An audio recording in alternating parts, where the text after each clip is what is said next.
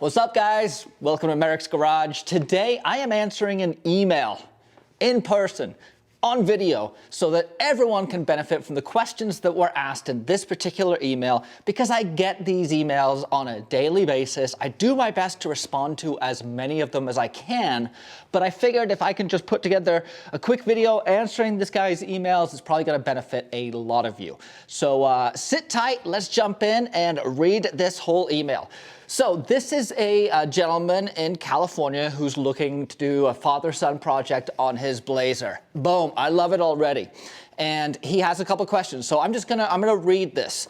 Hey, thanks for getting back to me. So far, I have installed a Dana 44 front axle, 8-lug, kind of bummer, but I couldn't locate a Dana 60, and a corporate 14-bolt axle off a 1979 3/4-ton Suburban. So right there, he's got a good platform. He's got a Dana 44 up front with an 8-lug conversion. He's got a 3/4-ton axle out back, and for the vast majority of people, that's going to be plenty. So don't sweat if you can't find a set of 1-tons. I know I preach about how amazing they are, and they are. If you're future-proofing and you're really beating on the truck and you got big horsepower. If not, a well-built Dana 44 can work just fine for you.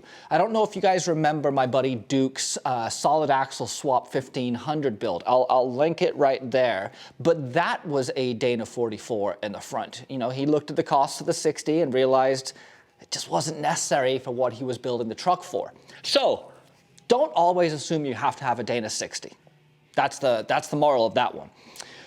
I've rebuilt it with 538 gearing and 40s.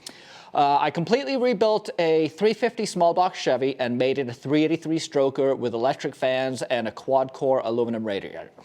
The electric fans is going to be good because that's parasitic loss that is no longer going to be running off of the water pump and just cooling your engine with parasitic power loss. Instead, going to electric fans is a good call. Radiators or a radiator, I've had my bad luck with radiators, but most of the time, pretty much anything you throw in there is going to work just fine. And doing the stroker kit on the 350 is always a popular upgrade. So good call right there. I'm installing the DIY 4x shackle flip kit, the frame brace. I'm assuming the frame brace he's referring to is that rear frame brace that allows you to run shocks off it. Good call on that too. I have one of those from my Blazer when it was on its leaf spring suspension, and I'm going to be putting it back into the Suburban. Frame brace, purchased a 2-wheel drive steering kit box and had DIY 4x drill and tap for the PSC Ram Assist. I've also got an A-bomb winch bumper and Moab bars and installed 8-inch Atlas leaf springs. 8-inch lift leaf springs. Okay, let's jump into a couple of these here. I don't know enough to be authority on this, but I have heard from several people that just be careful when you're porting a 2-wheel drive box. That box is not really designed to be, you know, pushing pressure through hydraulic lines. That's why the PSC box is what I went with, because they redesigned the whole innards of the box to work with it. That's not to say that it won't work. A lot of people do it and it works just fine, but just keep an eye on it. If you are tied up on the budget, that could be a good way to get your steering dialed in. I know going with the redneck Ram and piecing things together can save money, and I'm all for that. But just keep in mind that you're taking things and making them not exactly do what they were designed to do from the factory, and you know, a little bit of attention might be required on them. I also have an A-bomb winch bumper and Moab bars. Fun story about that Moab bars and that winch bumper. When I put the A-bomb on the front of my truck, I remember calling, this was before I had a bender and all that stuff, and I really didn't know how to weld all that well. But I wanted a front stinger and I wanted some wrap bars. And so I called up Kurt at DIY 4x and I said, dude, this bumper, this A-bomb cradle is the perfect addition to the front of a truck. And you can build your own bumpers off it. I love it, but can you help me out? Can you bend me some tube? And so I gave him a bunch of numbers and measurements and angles, and Kurt bent me up my wrap bars and my stinger and shipped them out to me. And I always told him, I'm like, dude, you should take my numbers and just offer that as a kit that people can add on. And like 5 years later, I think that's what he did. So if you are getting the Moab bumper, wrap bars, and stinger, it's most likely a replica of the bumper I built off the front of my truck, which is really cool. I'm stoked to see Kurt doing that. And I've loved my bumper. It works great. 8-inch Atlas lift leaf springs. That's a little worrying sometimes. The more arch you bring into a spring, the less spring you're getting, the more harsh of a ride you're going to experience. And it just sometimes makes me question whether you shouldn't be doing more work on body trimming or maybe downsizing the tires if you've got to run leaf springs that are quite that tall. But 8 inches isn't the end of the world, but with a shackle flip, that's going to be pretty big. I haven't gone with anything linked yet. Don't worry about it. Linking is great if it's the right application for you, but off the bat, I'm not going to link the Suburban. I'm going to put some good leaf springs in and call it good. I'm planning on fabricating an anti-wrap bar to keep that handled. Yes. An anti-wrap bar on the rear is a must. You're gonna save leaf springs, you're gonna save drive lines, you're gonna put power to the ground. Essentially, what happens is when you build flexi springs and you put a taller, lower gear ratio in the rear axle and you put power in there, what happens is you get the pinion angle climbing as torque is applied. You actually what's called axle wrap, which is or spring wrap, when the pinion actually rides up the ring gear, causing the pinion angle to spike, and you get your S-bend in your leaf springs. It can blow up pinions, it can blow up U-joints, it can break springs, it can be a bad thing all the way around. You'll often get hopping. A traction bar on 2 points of the axle and 1 point on the frame can eliminate that. So good call on that. I haven't bought the Ram Assist yet. I don't know what I need. My question is, I saw from your videos, your steering linkage looks pretty complex, and I was wondering what the idea behind that was. I have a stock steering shaft, but need to replace it as I'm about to weld in some shock hoops for the 16-inch stroke King triple bypass shocks I have. I could have done my steering, my intermediate shaft, which is what I think he's referring to. The intermediate shaft is what goes from the firewall, and your steering column comes out of the firewall. You have an intermediate shaft that goes down to the steering box. My intermediate shaft has to fit around a coilover that's in the middle. I could have done a little bit better job about where I placed my coilovers when I did it, but I didn't want to compromise on the placement of the coilovers. And so I just said, hey, I'll figure out the steering intermediate shaft afterwards. As a result, I've got a couple dog legs around the steering shaft, the coilovers with my intermediate shaft that took a lot of work. It works great now. Everything's dialed in, but it took a lot of work. If you can avoid doing any serious bends around your coilovers, I would totally recommend that. On a separate note, the Cherokee, I think that's an XJ or CJ, YJ, PJ. It's a Jeep. The Jeep Cherokees came with an intermediate shaft that has a U-joint instead of a rag joint. And it is a great upgrade. You can go get them from the junkyard. They cost like $15. And that can be a really good upgrade to get rid of the rag joint in your current factory intermediate shaft, because those can often be just prone to slop and vague feel, and getting rid of that rag joint can be a huge upgrade. What else? My background's custom fab. Welding shouldn't be a problem. I'm totally new to steering components, and they seem overly complex in some applications. Yes, the square body steering, in my opinion, is functional at best. Dangerous would be another term. Having the pitman arm dropping down and then routing it back through a drag link to the front that then runs across. I just get rid of all that stuff and go to a high steer and crossover steering solution, or at least keep your tie rod down on the knuckles, but have a drag link going from the steering box pitman arm straight over to your passenger side knuckle. I think that helps a ton in terms of feel, in terms of response, in terms of turning ability, everything. I'm not a big fan of the factory steering. I agree. I think it's overly complex. I think it's overly, it's just got a lot of things that just contribute to that vague feeling you get when you drive these things. So yes, look at the Off-Road Designs crossover high steer kits. Those are clutch. In terms of the hydraulic ram, don't worry about that too much at this point. Get your steering dialed in, and then once your steering is dialed in and functioning, you can add the ram assist later. Trying to do it all at once, and if you've never done it before, you can be patching problems with the ram and vice versa. What parts do you think I'll need to get the hydraulic assist working correctly? I've already got the reed knuckles from Kurt, so I can attach the crossover kit.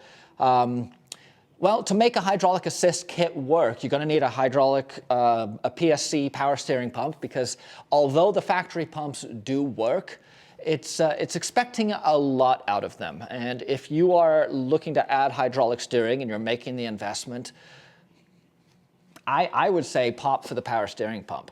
The other benefit too is you can put an external reservoir so you can carry the extra fluid that you need, because the system is going to require a lot more fluid than you currently run. So soup to nuts, you've got, or nuts to soup, whichever one it is, you've got a power steering box, you've got a power steering pump, you've got your hydraulic lines, you've got your ram, and you've got all of the ancillary mounts that attach it on there. I did a video on crossover high steer years ago. I'll put it up here that explains what the differences are and some of the benefits and drawbacks. So go take a look at that video. The reed knuckles, good call on those, although for a Dana 44, you're spending some money on that Dana 44. I do not have reed knuckles. My knuckles on both the Suburban Dana 60 and the K30 Blazer Dana 60 are just the factory knuckles. I did plate the factory knuckles in the Dana 60 for the Blazer. But the reed knuckles, you're just removing one more piece of the puzzle that could break. I found a tire gate rear tire carrier and wanted to get your opinion on before all the work to make it work. I love my tire gator. That's the tailgate that I have that carries my spare tire. I actually had to cut and sleeve that. Once again, video up here for that one. I had to cut and sleeve that so it would be wide enough. Surprisingly, the trucks, the 1500 that I took it from, the Chevy 1500 pickup truck that it was designed for, is narrower. So I did have to widen it, but I've loved it. Really, really good departure angle. Great place to carry a spare. It's super secure. I have visibility over it. It was a fair amount of work though, and you do need the fabrication tools and ability to do it, but it sounds like you've got that on lock. And I have the stock tailgate, which I agree is heavy. I've got the full soft top with a window. I'm going to paint it to match the truck, so I have the option of using the hard top. I did like the DIY 4x gauntlet bumper you had. Did you keep that? No, I loved the Gauntlet. The Gauntlet was great when I was running first the factory tailgate, and then when I swapped to a truck tailgate, I ran it. And the Gauntlet is fantastic. It didn't work with what my new frame dimensions. When I built my frame arms were wider, and so I had to get a new axle and a new bumper to make that work. So I actually sold the Gauntlet a couple of years ago. I need drive shafts bad. Obviously, the stock ones won't work. Any ideas on those? Call up Tom Woods. Yeah, I mean, Tom Woods, they make drive shafts. They make them really well. They make them really quick and fast. High-angle driveline is also another good place to go. I like those two in the fact that they know what we're doing with these trucks.